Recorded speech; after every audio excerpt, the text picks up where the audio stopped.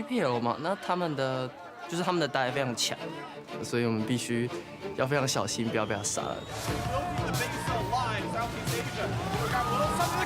Levi is a monster, and they're defending. Here we go. The kickback with the knockup. The sneak is gone already. 我跟 GN 的 Levi 学了很多东西，就我觉得他是一位打法很独特的玩家，然后我觉得他很多地方是我值得学习的。I honestly thought that we wouldn't make it out of groups because the team was formed last minute, but everyone played well. Southeast Asia breaks the base open, and they will be 2-1 on the day. 일단 바텀레인 입장에서는 중국 바텀레인이 제일 지금 그 올스타에서 제일 강하다고 생각을 하고요. Helping to get that fight in line. Locked down by the solar flare. BRTT is trying to clear the sun out of his eyes as Mako picks up that kill. And bot lane's looking much better for the Chinese All-Stars.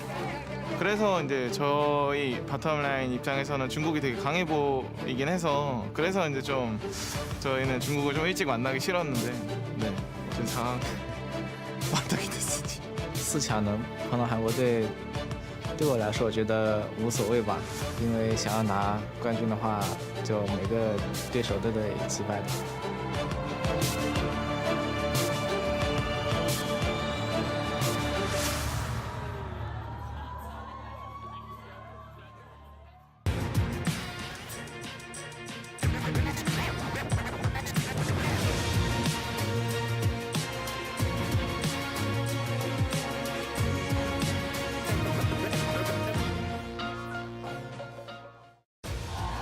Welcome back for day 3 of the 2017 All-Star event. The fans have arrived to show their support for the remaining All-Stars in attendance as things here are winding down the last couple days. A couple unhappy Equifox fans in the crowd I just saw.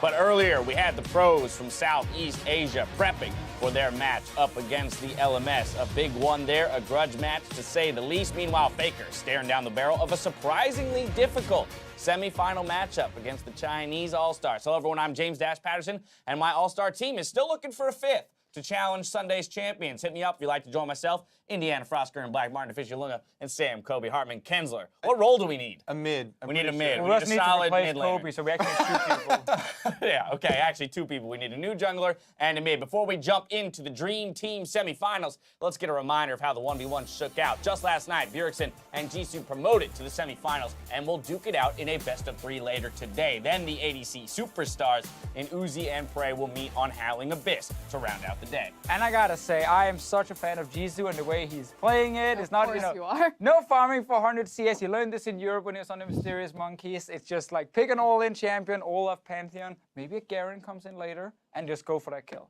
I mean, meanwhile, Bjergsen, the exact opposite approach, right? Going for those CS leads. Yeah, I mean, he's staring down Uzi, right?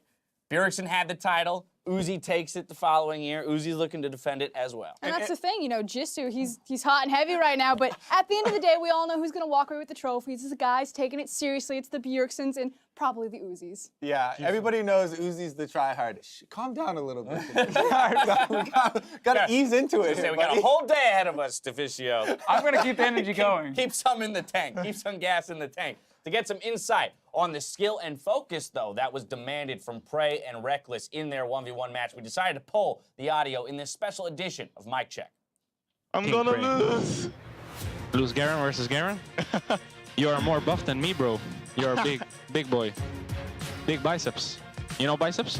No. This one? Biceps. Ah. You have a big one. No. I'm just a bad guy. No. No muscle. No. Good luck on next stage. Versus You too. Uzi. No, you. I don't want to play. If I win, I give you win, okay? I know Uzi will not want to play for fun. Uzi play for win. Yeah, Uzi play for win. Yeah. Uzi. It's so scary, man. Yeah. Okay. Okay. Control 1 and control 1. 3. Okay. Go 3. Control 3.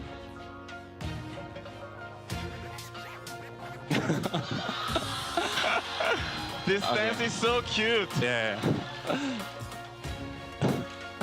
Okay, good luck, man. Yeah, good luck. Good luck. Oh! I'm coming.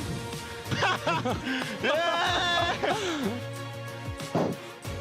Maybe you can kill me now.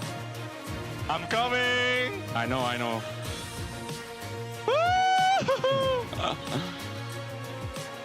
What? Fire! No!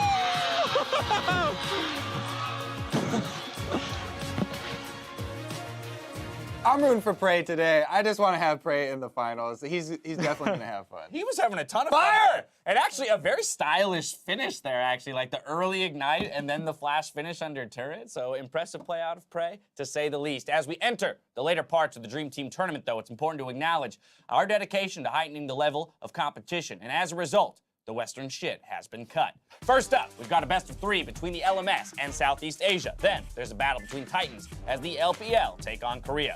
And both of these matches are littered with juicy revenge plotlines. And you said it, the name of the game is revenge. It's big brother versus little brother, because once upon a time, the LMS said, GPL, you are not good enough. Get out of our league. We separated them, and now the GPL, Southeast Asia, they have the opportunity to take down the LMS and prove once for all that they deserve a seat at the big kids table. I mean, a lot of it is due to Levi here, though. I mean, the GPL, they had such an explosive performance and surprised so many people. He's stealing Barons, he's kicking enemy carries into the team, and he's really creating a lot of excitement. It's a young Kobe 24 for sure on the side of GPL right there. I think the small players also doing really well on the team. Like Crowd in the support role was actually super fun with Leona. I also think Jisu up in the top lane. I already talked about him before.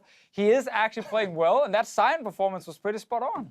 There you have it. Deficio clearly has a favorite team in this tournament here now that EU's been knocked out. Hey, I'm not biased at all. I just On the other GPL. side of the bracket, though, in the Dream Team matchup, you've got LPL versus Korea. Many predicted this to be the All-Star final, and yet here they are meeting in the semis. Yeah, this is a classic LCK, throw in group stages to knock us out in semifinals, but I have faith that the LPL, this is going to be another Rift Rivals. And we all know what happened the last time these two teams met at a tournament that didn't necessarily hold many stakes.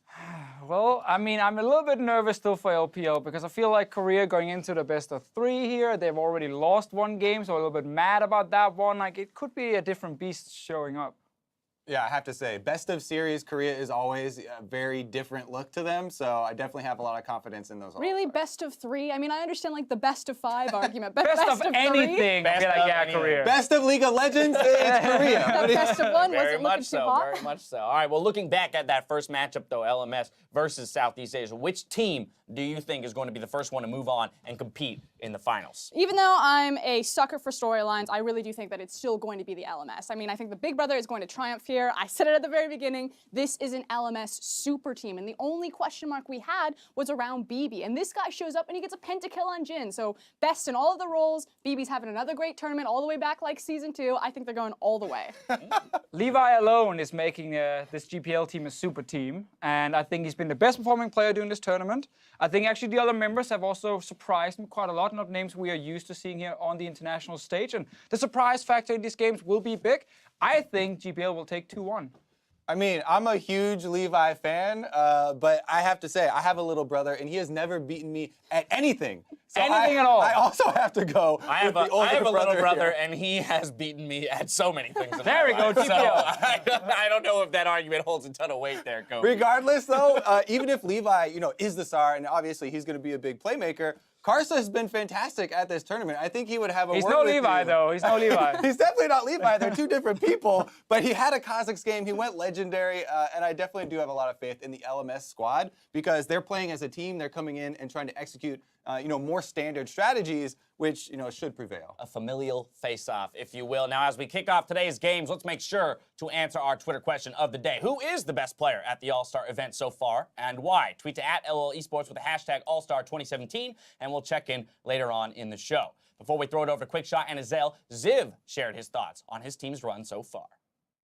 我觉得最主要原因应该是在于我们的 Jungle 跟 Support， 因为他们就是其实同一个队伍非常久，然后整个游戏的节奏或者是战术主导都是他们2个人在指挥，所以我觉得就是我们3个人的话，就是听他们指挥的话，就进行游戏就非常顺畅，所以应该是他们2个的功劳。It's great to hear some honesty about who's leading the way on the LMS squad. Hello, everybody. Welcome to the Battle Arena. I'm Trevor Quickshow Henry.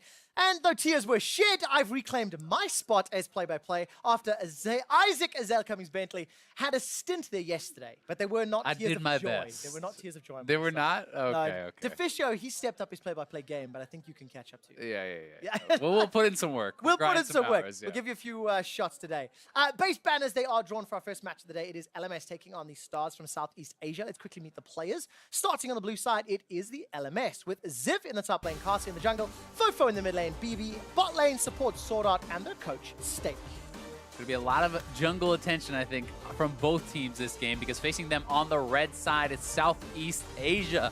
In the top lane, Jisu. It's going to be Levi, that superstar in the jungle, mid laner. It's your boy Patrick. The bot and support going to be Dantiz and Kra with Coach Omo. You know, we've talked a lot about the junglers, and I'm going to zero in on them a little more because obviously, as a team, GPL has surprised the individual players. They weren't even the ones voted in. They've all stepped up, but they've all kind of rallied behind Levi, who's led the way in many of the games. Yeah, and you've got to say that it's not just about Levi, it's about the region as a whole, it's about the Gigamite Marines.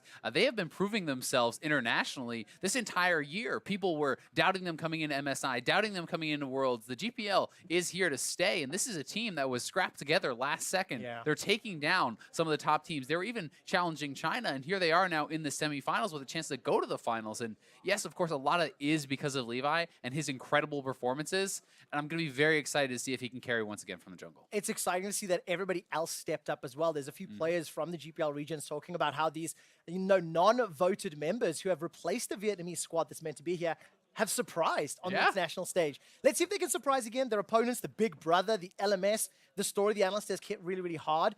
They've been led by Karsa. I mean, Karsa, I'm going to say single-handedly destroyed the LCK squad. His Kha'Zix was amazing. And of course, FoFo as well, no slouch either. Yeah, and Karsa is such a big name. He has been there for a really long time. There's going to be a lot of focus on him, but you have to say, this last year for Karsa was not nearly as strong as it had been historically, and for the last couple years, the LMS has been on a downward trend. That is why people did not expect a lot from these guys coming in, but it seems like the meta is really fitting Karsa. He's always been an incredible, aggressive jungler, and having him back on form means that the LMS was able to take down Korea, and they are the favorites, you have to think, going towards the finals. They're always the favorites, Ezreal. And of course, not only has Karsa stepped up in the LMS squad, but also Bebe is a guy who's not had stellar local performances. And one of the things we were talking a lot about off air was how there's the 2-player per team limit. Yep. And what that does to the voting habits, because of course, we just heard from Ziv saying, hey, we listen to the guys, they play together. There's that support network when you've got two guys from the same team. And that's what allowed FoFo to show up. FoFo Zoe's been terrifying. Do you think he gets his hands on it?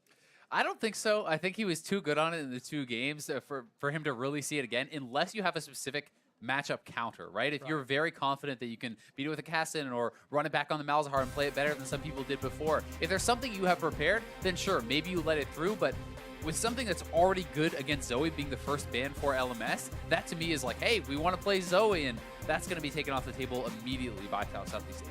And we've seen the Ornn and the Ezreal being the top tier red side bans throughout the majority of the group stages. What else are we going to see? I mean, Xerath still up and available. Sejuani has been a pick that's shone through us. So is Jarvan, actually, because we've seen him banned out a couple times too. Yeah, I do think that Xerath is pretty high priority as far as picks and bans go. It's a little bit of a different playstyle, but it can be very effective in both mid and in bot at support.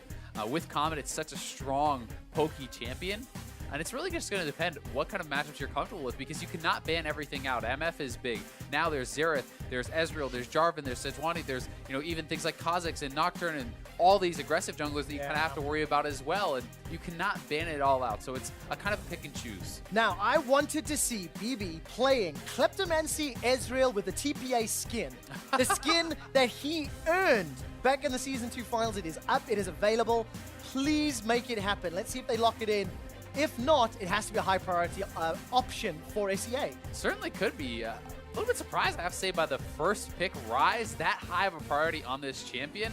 Yes, it is still a strong champion, especially if you are looking to kind of pair up with your jungler. Ryze sets up ganks so well for these aggressive junglers. Point-and-click route is amazing if you're going to be playing something like Kha'Zix. Locking down the enemy mid laner does not give you much of a chance to escape, but already the Kha'Zix is going to be picked away by Levi, and I'm really interested to see what Karsa is going to go for. Will he go to something like the Sejuani as you had talked about? Or is he going to kind of match Levi blow for blow? Because if you go carry versus carry and one person gets ahead, it can be lights out for the other jungler. Karsa did play Lee Sin as well as Sejuani earlier in the group stage. And of course for Levi, his Kha'Zix doing 3, 1, and 4 when he played that a couple days ago. To round out the first rotation here for the GPL representatives, it will be Alistar locked in for Kra. Once again, kind of that front line. He's played Leona and Shen, so likes to be those more engaged frontline style champions. Yeah, and while Comet and Poke is really popular from support, Hard Engage is very strong as well. Aftershock, Guardian, these masteries have been so powerful coming from the bot lane, and I also think that Alistar in this CC can be very strong into someone like Ryze, because this is a mid to short range mage, is someone who has to be up in your face in the team fight and who can be very vulnerable to the CC, and you might just get your dream. Please it's looking like it's going to be skin. the Bebe Ezreal. If he does not use the TPA skin, You're going to have to report this guy. I think we'll have to get the refs in and actually make some sort of change here. But yes, I cannot believe in the game 1 of the semi-final, Ezreal, Sejuani, Ryze. I really like what LMS are putting together here. I think there's great power, multiple stages. You've got a great front line already. And the answer is Sivir. What do you make of this so far? Well, I think it makes a lot of sense. Sivir, one of the ways you can kind of deal with Ezreal is simply shoving him in. You have the spell shield to deal with some of the Q poke, and if you can keep your men up, you can kind of control the lane, push it in. You have the Sivir ultimate to actually speed up the Kha'Zix, the Alistar to push in for this sort of engage, but I do think Ezreal makes quite a lot of sense as an answer to Alistar as well, because you can have the phase shift, you can avoid some of this, and you can really look to absorb that, kind of kite it back, have the Sejuani as your front line, and already a pretty strong core for both teams. Do slightly different things, but it'll be exciting to see where this next phase of picks and bans goes through. SwordArt had his Leona taken away. Let's start theorizing, what does Patrick want to lock in? I mean, Xerath is still open and available. You can kind of keep your eyes at arm's length. But what other options are there for him? Patrick has played the Malzahar and the Ryze. Malzahar's banned, Ryze is already picked. Yeah, Malzahar is banned, Ryze is taken away. There are things like you can go for a LeBlanc, you can even go Cassio. People used to like playing that matchup quite a bit, and Cassiopeia still can be very strong. We have seen still the long-range mages, things like Vel'Koz, which is getting taken away, but Xerath as answers as well. I do think even some assassins can be quite strong in the preseason. I've seen quite a bit of things like Katarina.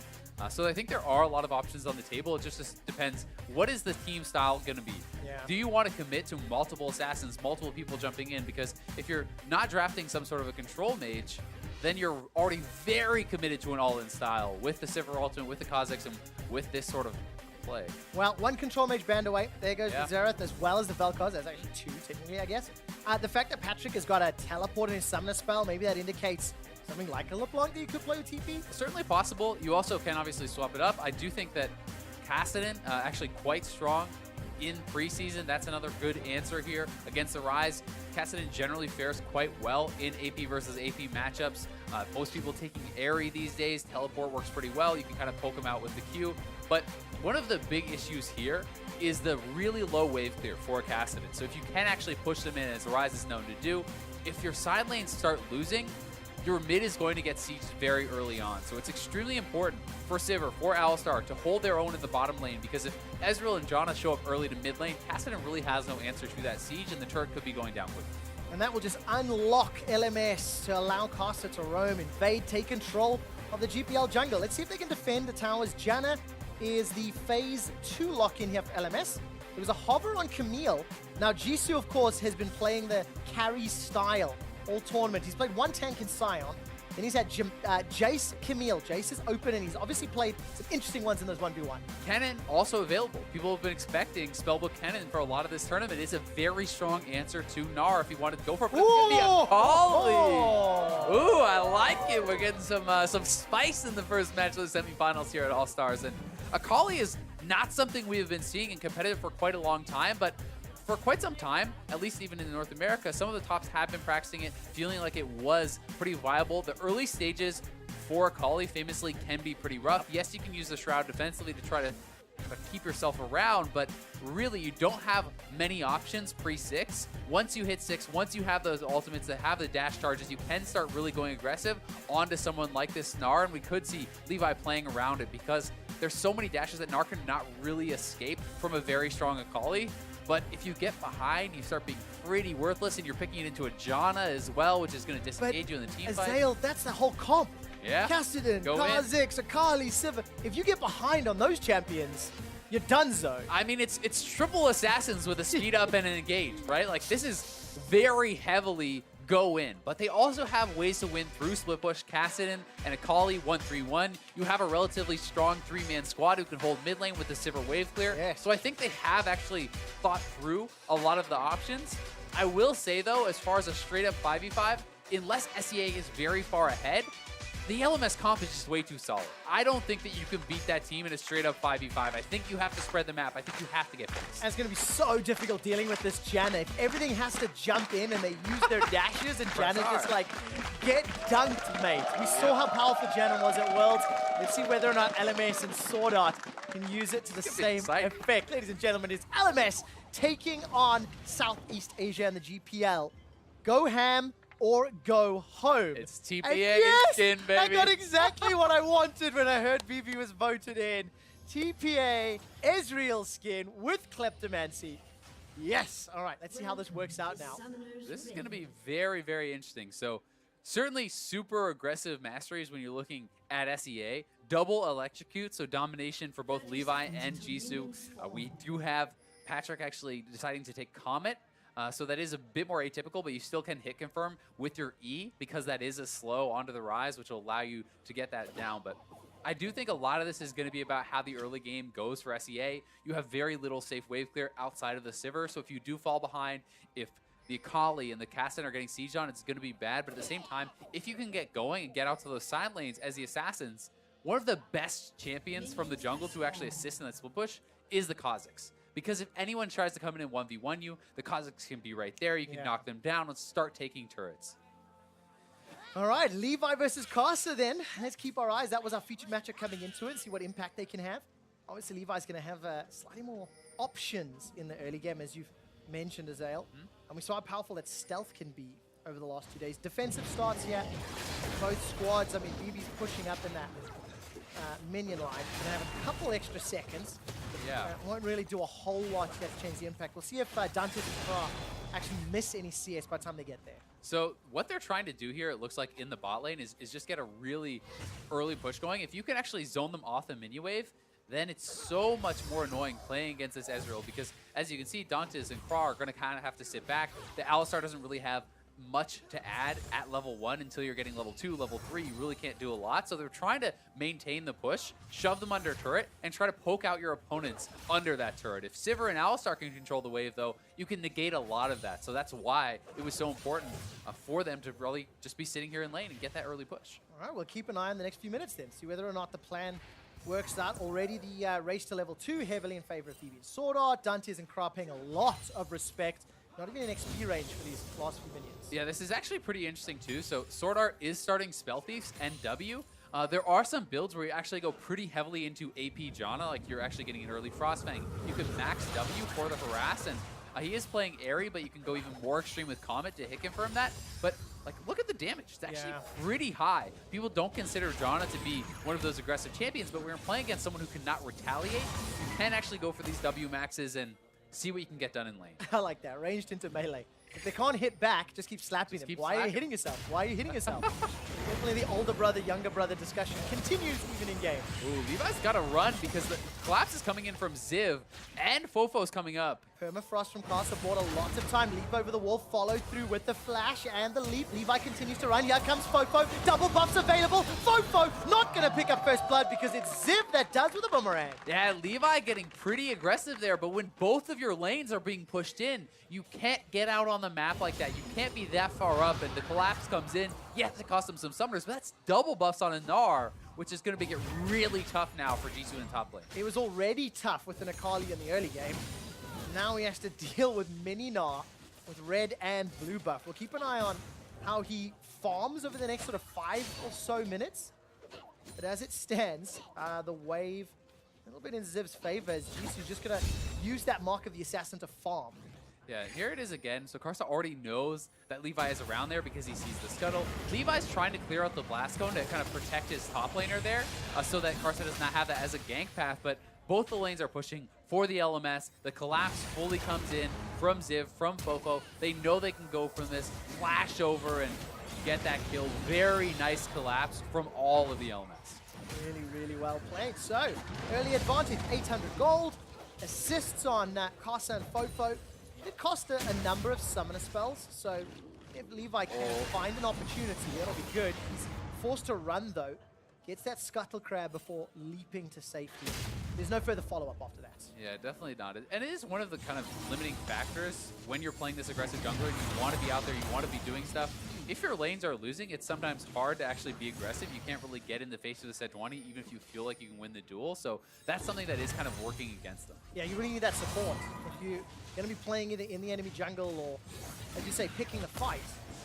Look, keep an eye on like how the lanes respond as well. Patrick, every time we look middle, FoFo's just running forward at those rune presence and overloads over and over and over. It certainly is, but one thing that is going to be kind of nice for the SEA is there is certainly an opportunity to capitalize on the fact that FoFo used both his summoners, and all he got for it was the assist. He did not get the double buffs. He did not get the kills. So you have Patrick, who has the teleport still. He has his flash, and when he hits 6, there's certainly possibility to actually go for one of these kills with Levi coming in, with Kassadin and Rift rocking forward, and we'll see how FoFo is going to be able to play around that, and if Karsa is able to keep him safe through vision. Yeah, Patrick, of course, going to be playing a mana game a little bit later on. Got himself that Transcendence. We get more and more frequently. FoFo keeps spamming out those Connets, gets Patrick down to 50 HP. Flash not available, remember. FoFo can't chase any further. Would have been risky, and Patrick farming relatively well, but he stays alive. It seemed like FoFo kind of underestimated how much damage he was going to do. He was actually stepping backwards, and then, I mean, he might have had Patrick with one more auto, one more E. Would have been very close, but Patrick does stay alive, still has his TP, and he's actually going to kind of greed it out to push one more wave. This is pretty risky, but he does have wards on both sides, so he's feeling comfortable that Karsa is not around, and we'll be able to probably get a pretty nice buy here. Has a good CS advantage, and that is something that is really working well for SEA.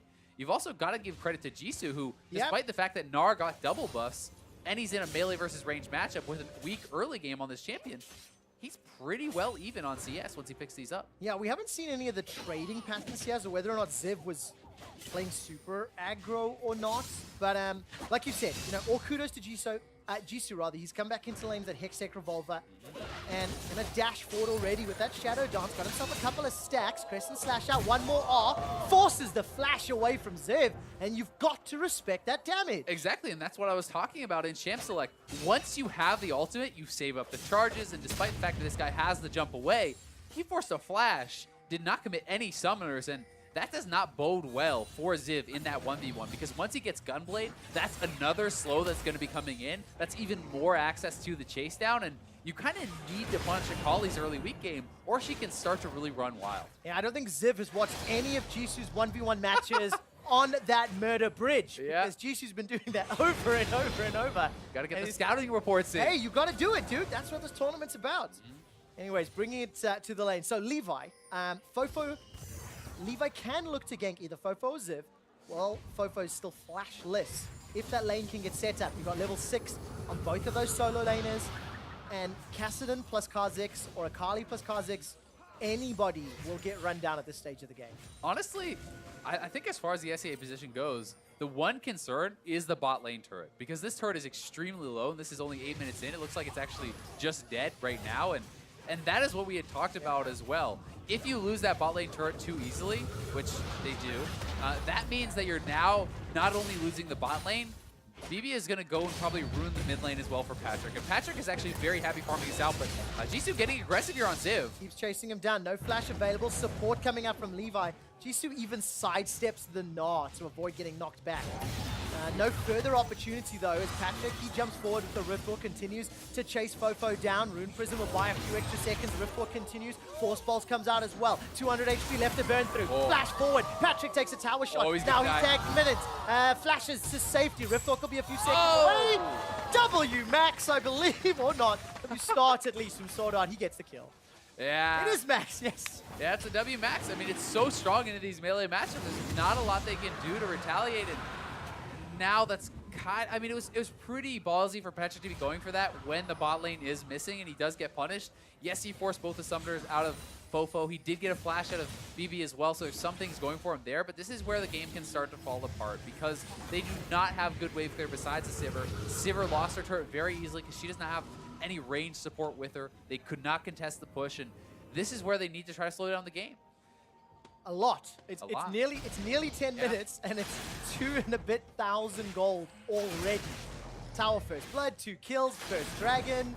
The LMS have got every single metric so far that indicates we're in the lead. Now, tower dive, set possibility, but Mega Gnar just about to pop. Doesn't have his ult though, remember. He doesn't actually have that because he spent it earlier, but Jisu taking so much damage from the turret. Yeah, gonna use some of that bonus defensive stats underneath the Twilight Shroud, but the minions were not pushed quickly enough. Yeah. And Ziv, with the help of the tower, easily survives. Yeah, definitely not a good setup there. Jisu went forward too early. The minions were not in. He took too much turret damage. It essentially means you have to just bail out, and then Levi saying, well, can I do something? Not really, so that's going to be a wasted opportunity there for them. But still, Jisu does feel like he is winning this 1v1. He is still strong, so if you can delay, things will be looking good. But it's actually going to be Bebe going up to the top lane and trying to siege on the Akali, which is another option because either way, you cannot really wave clear for either of these assassins very well. No, there's not a lot that you can do, unfortunately, for Southeast Asia. So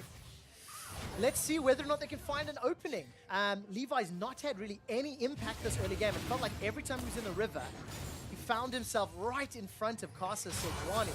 And look at the mini-map now. Great deep vision setup by Karsa in that top quadrant. That's going to allow Bebe and SwordArt to push for days. Thank you, observers, highlighting it. And it's going to give the LMS region all the information they need to play safely. Certainly is, but Dantiz and Kra did see that Bebe was up top, so they're going to actually match this lane swap. I think that is certainly the right idea. You want to try to keep your Akali in this isolated 1v1 against the Gnar. Try to keep the Kassadin farming well against this Ryze, and you know they have given them the opportunity to do that for now, but it's going to come down to can Dantiz actually wave clear enough to kind of keep this safe. And Levi is coming down, so if Jisu can heal this up a little bit, they could actually look for it. Oh, he's got himself the Cutlass for some life steal. Oh, nice Very with the good shroud. dodge.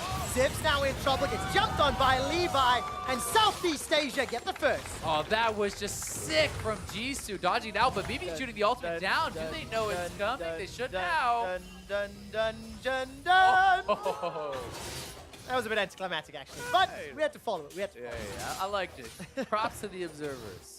Nicely done indeed.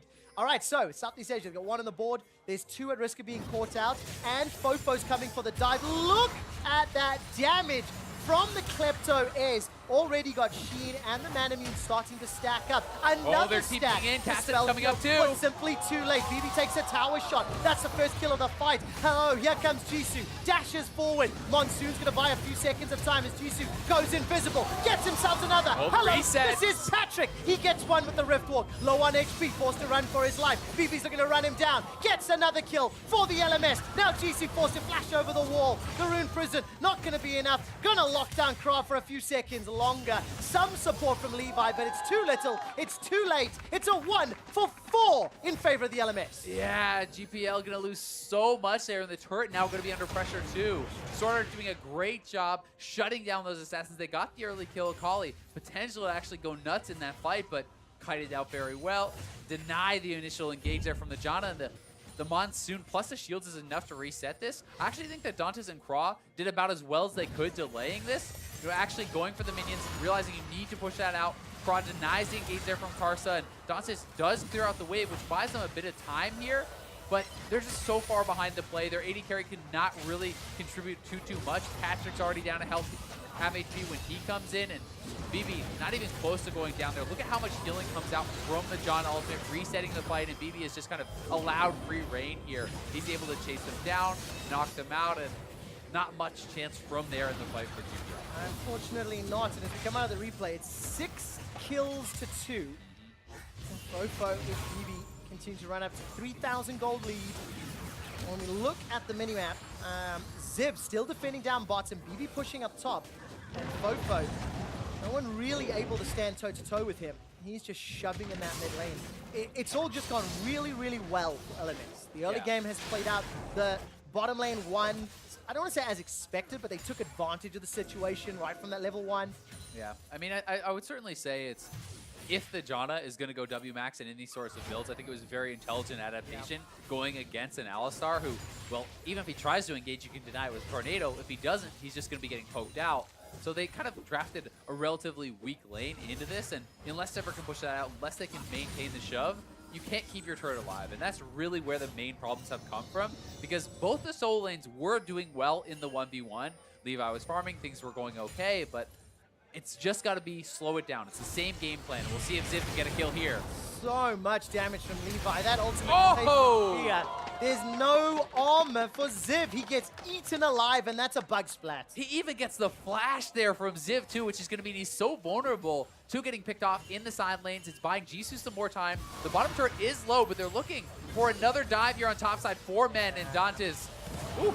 Well, that's a daunting situation to be in. The Realm Warp, in a 4-on-1, it'll at least allow a Mountain Drake, which is a pretty big pickup. Yeah, it's actually being traded this time, so some good things going on for SEA. Because Levi got the pick, it means they get the turret on the bot side, they get the dragon on the bot side, they're pushing up in mid lane, so really not so bad for the SEA, all things considered. It's 1-for-1 across the map, it's a turret trade and a dragon, and they're pressuring mid lane here too.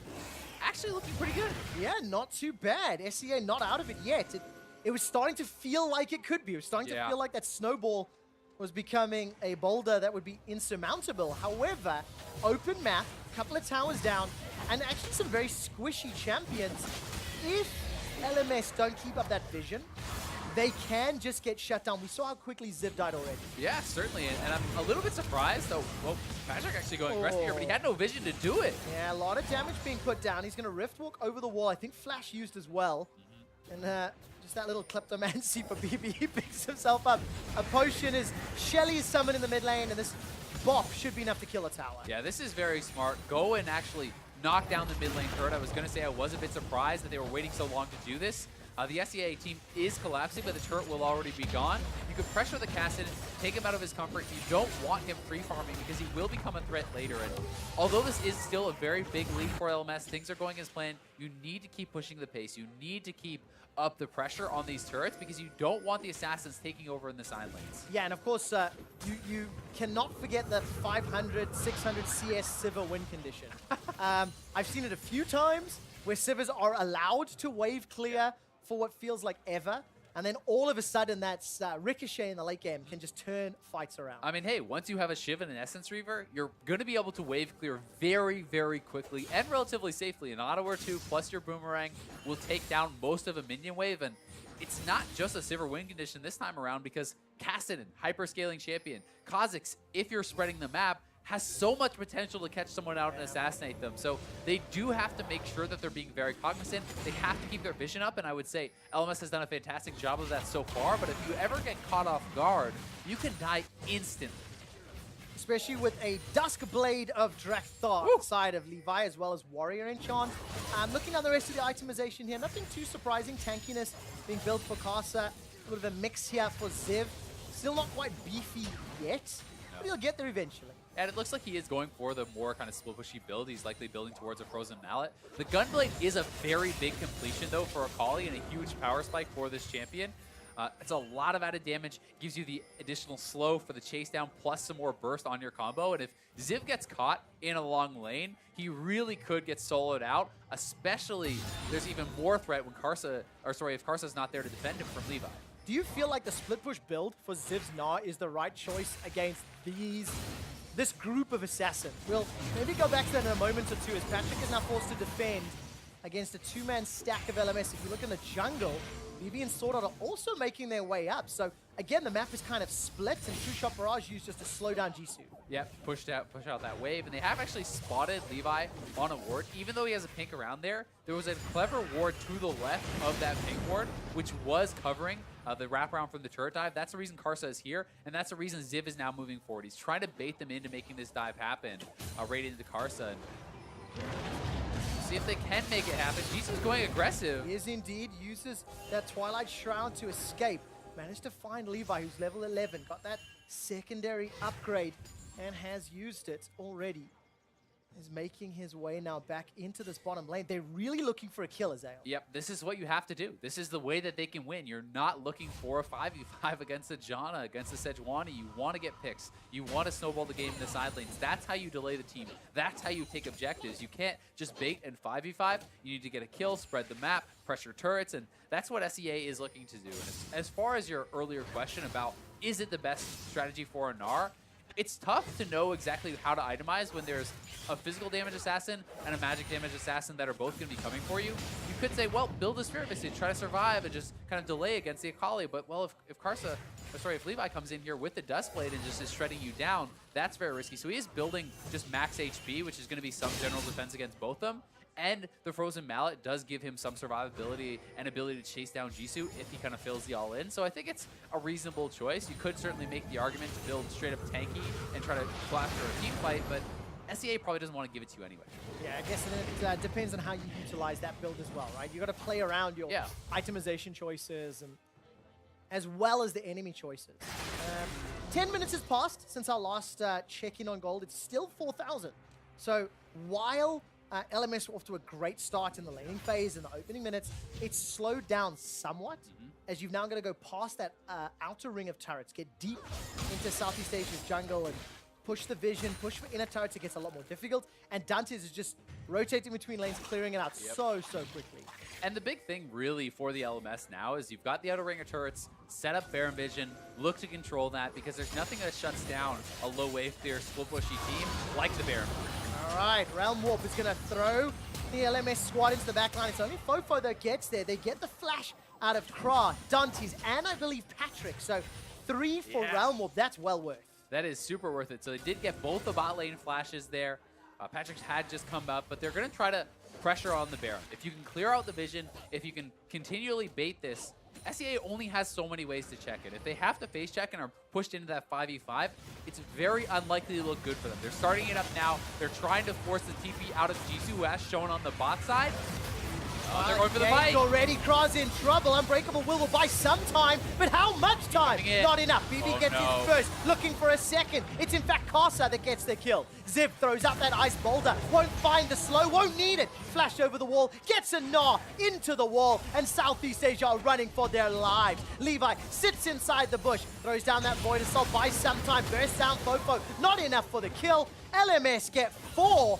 And only Dantiz is left alive. Yeah, Jisu probably should have just canceled that TP. I mean, it's 4 kills. It's going to be the Baron here as well. Dantiz is forced back. They're not even going to be able to get a trade. And honestly, this is really all LMS needs to blow the game wide open. They are really looking so far ahead at this point. Well, LMS came out of the group stages undefeated. They looked fantastic in their games. And at 22 minutes, they've stamped near absolute control on the game. Ziv, with his split push build, is going to look to run down Dantiz. Doesn't chase, though.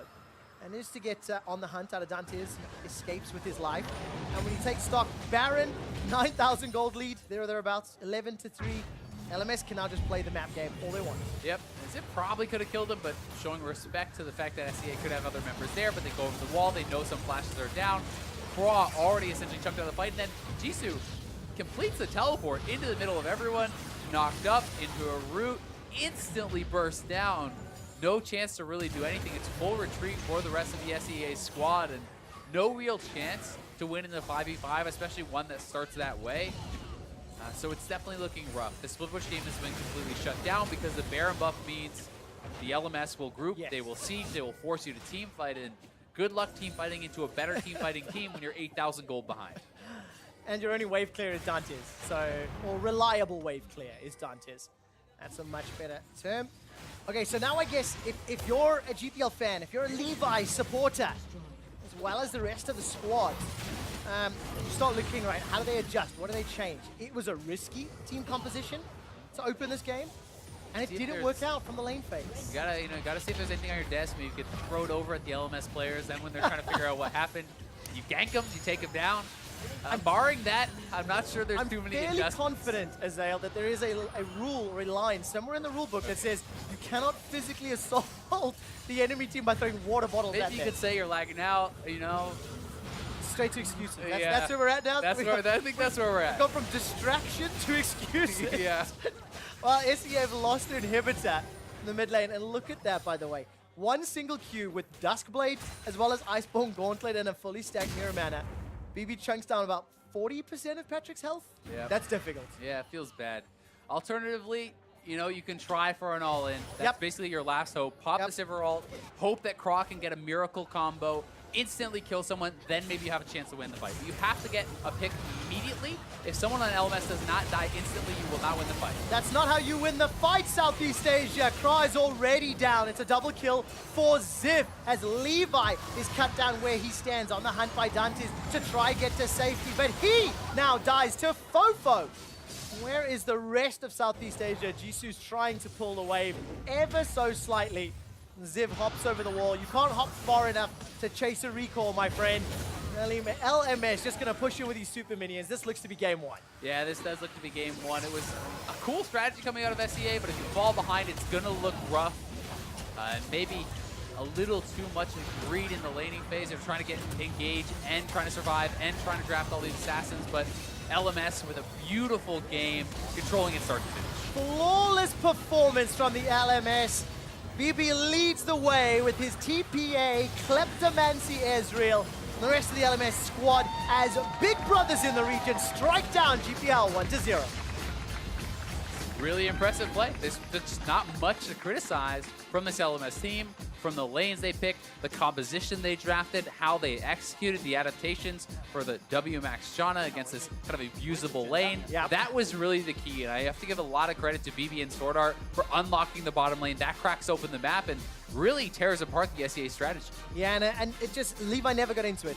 Never got a chance. He ran into Karsa time and time again in the early game, and what a different performance here from the GPL squad. They come up against significantly more familiar faces in the LMS players versus who they were playing in the group stages, and all of a sudden it starts to fall apart at the seams. So let's see what they can do off stage, because they have to bounce back. Yeah, they certainly do, and I mean, they had to know it was a bit of a risky draft, you know, going with all these assassins. There's high highs, but there's very low lows, right? As soon as you start to lose, you don't have the fallback patterns, you don't have the wave clear, you don't have any safety on these picks. And, you know, Levi, to his credit, did get some picks in the side lanes, you know, did take down Ziv a couple times, but when all your lanes are shoved in, the other team has more access to ward, more access to respond to your invades. You're so limited on options as a jungler with 3 losing lanes, or at least lanes that are being pushed in.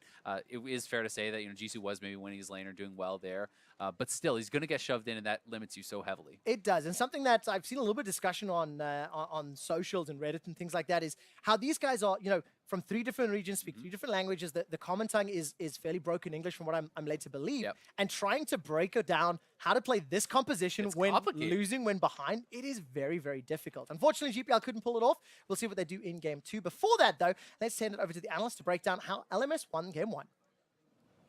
Thank you very much. Quick shot. Victory in favor of LMS here to kick off the day. I want to take a look at Champion Select immediately, though, because some very interesting things coming through for the side of Southeast Asia here in the draft. So they said yesterday that they weren't doing very well in scrims, and they decided we're going to try like solo queue. They beat NA with that. So today they're like, you know what? Going to do the same thing again. Everybody pick assassins, so that everybody grabbed an assassin, and that is difficult to execute versus a team like the LMS. Like I said in the opening, you know, they've been doing these standard team comps with a front line, protecting their back line, and we saw how it plays out. I mean, I think it still made a lot of sense, especially the Akali last pick. I think was really smart for Jisu up in the top lane. He could try and win that lane. And it made a lot of sense. He could have won that lane. Kassadin as well against Ryze is not a bad matchup specifically for Patrick. So I think the solo laners were set up to do okay. Problem is in solo queue, it's rare you have 3 lanes doing really well. So in the bottom lane, that Sivir Alistar, not a fan. I don't know why you pick Alistar this early. I don't know why you pick Sivir, why you give Ezreal, like... I have some suspicions. I have a feeling that it's just because they need to cover for Dantiz and Kra down there, and especially because they're looking across from someone like That's a horrible SwordArt. cover. Well, yeah, I understand. They lost lane. It didn't work, but I think that was because I agree with you. There's no reason to rotate Alistar that highly. It does work as a takeaway for SwordArt, but you had Xerath up and available. So either the teams are gambling saying no one's going to pick Xerath because it has been first pick worthy, and then you also ban Leona and Braum. So you priority pick the Alistar, you ban 2 more hard engaged supports, and you're just trying to take the teeth out of SwordArt. So some questionable picks perhaps for Southeast Asia, but there is logic behind at least those solo lane picks that came in later in the draft. I mean, I want them to continue this style because I want to see, you know, the success early and try and snowball and get a victory that way because this is an All-Stars, you know, game. This is an All-Stars tournament. Oh, is that where we are? I thought it was Wales. Take a look behind you there, buddy. All right, but hey, let's take a look at a play. Comes 12:30 into the game, the LMS 4-for-1 in the top lane. This one brought to you by Acer Predator. And like I said, I think unfortunately they were covering for the bottom lane, and Dantiz may be showing why right now. The spell shield wasn't used to its fullest ability. Fish in a barrel up there.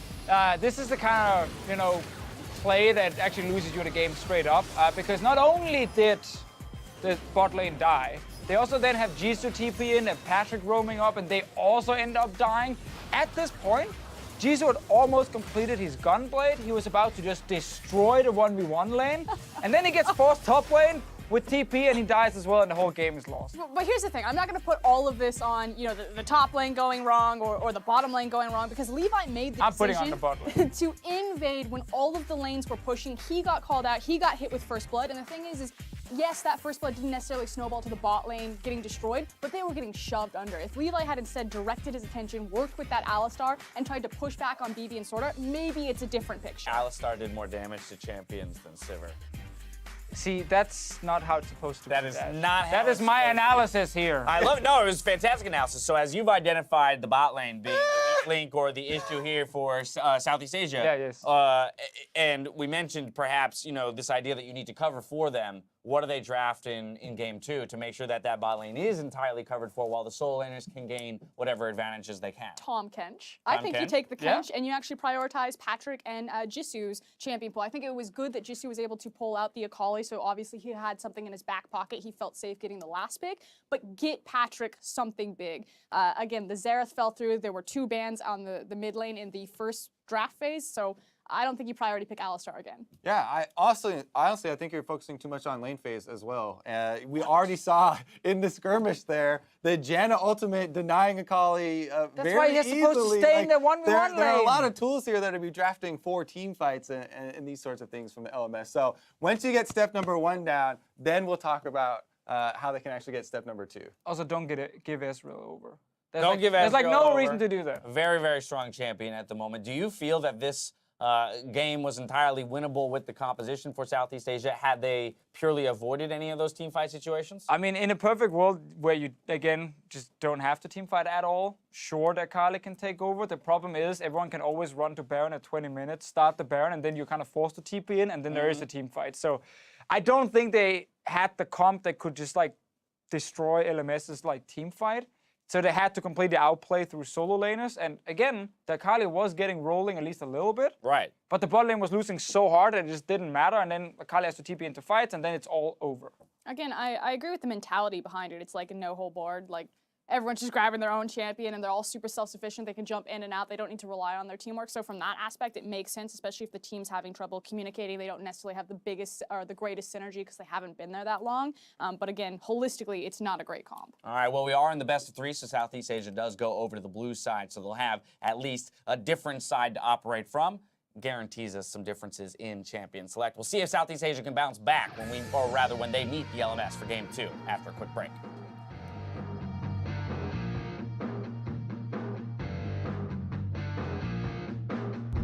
Levi continues to run. Here comes FoFo. Double buffs available. FoFo not going to pick up first blood because it's Ziv that does with the boomerang. 卡利交闪了，1720 ，nice。还是在中往上，卡利斯往上了，他在中 ，OK， 他应该在这。 nice， 我都没投啊。